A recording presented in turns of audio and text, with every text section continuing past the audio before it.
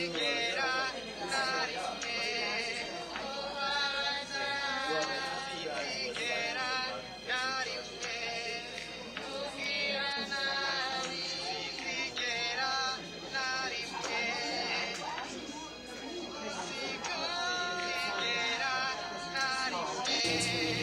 Jonathan is an amazing, makes things happen. He founded Foundation Rwanda, and he also had a very large exhibition of his work at Aperture in New York City.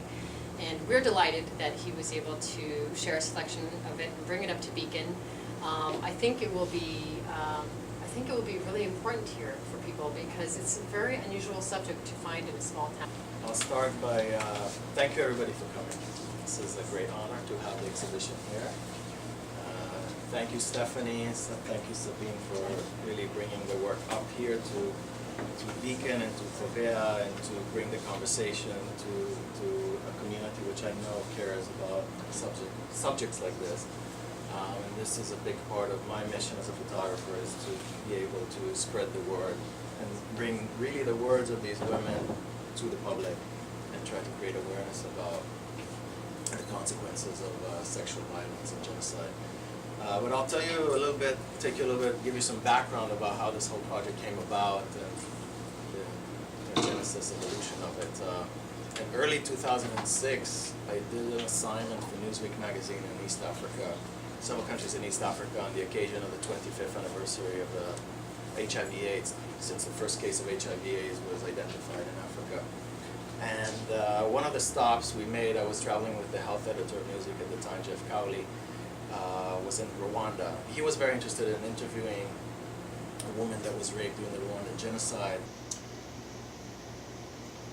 And Beatrice, when the genocide started, her husband ran away because they were first looking, the first stages of the killing started with killing men. And then later they started killing children and women as well. And she didn't know where her husband is, but like a lot of other Tutsis, she ran to a church and thinking they'll be safe in the church, in the house of God.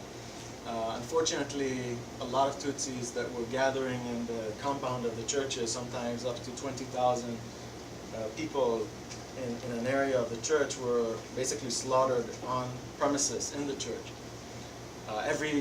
Almost every single church you drive by in Rwanda today, you'll see outside a memorial with the number of people that were murdered there. And it's just, you can't believe that it happened. You know, 20,000, 10,000, 15,000, 5,000, it's just one after the other. But she ran to the church with her 3 children. And there are thousands of other people in the church. And these men finally, after 3 days of surrounding that church and having the people be there without water or food, stormed in and started hacking everybody to death with machetes. And she was in the back of the church waiting and didn't know what to do with the 3 little children. And she was thinking that she was seeing the people being killed in front of her, just a row after row falling down. Because they really feel that no one knows about what they went through, no one knows about the challenges they face today. In a way, the world failed them when this happened.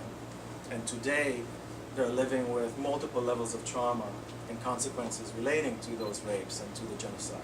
And in a way, there were innocent young girls. Most of them were 12, 13, 14, 15 years old when this happened, and violated in the most severe way that a woman or a human being could be.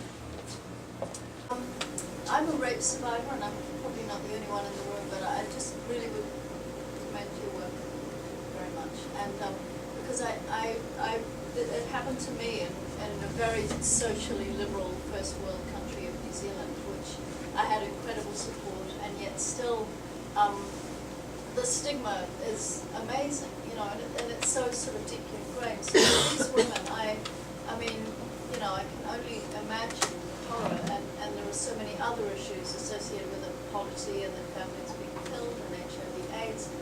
And I know that what makes a huge difference, though, is actually telling the story, not only telling it, but having it heard. And for this story specifically, I really felt I wanted to do something beyond just the awareness part of it, and wanted to do something tangible that I can control. And together with Jules, which is here somewhere in the back over there, we started Foundation Rwanda, which is a 501c3 non-for-profit which supports the secondary school education of these children.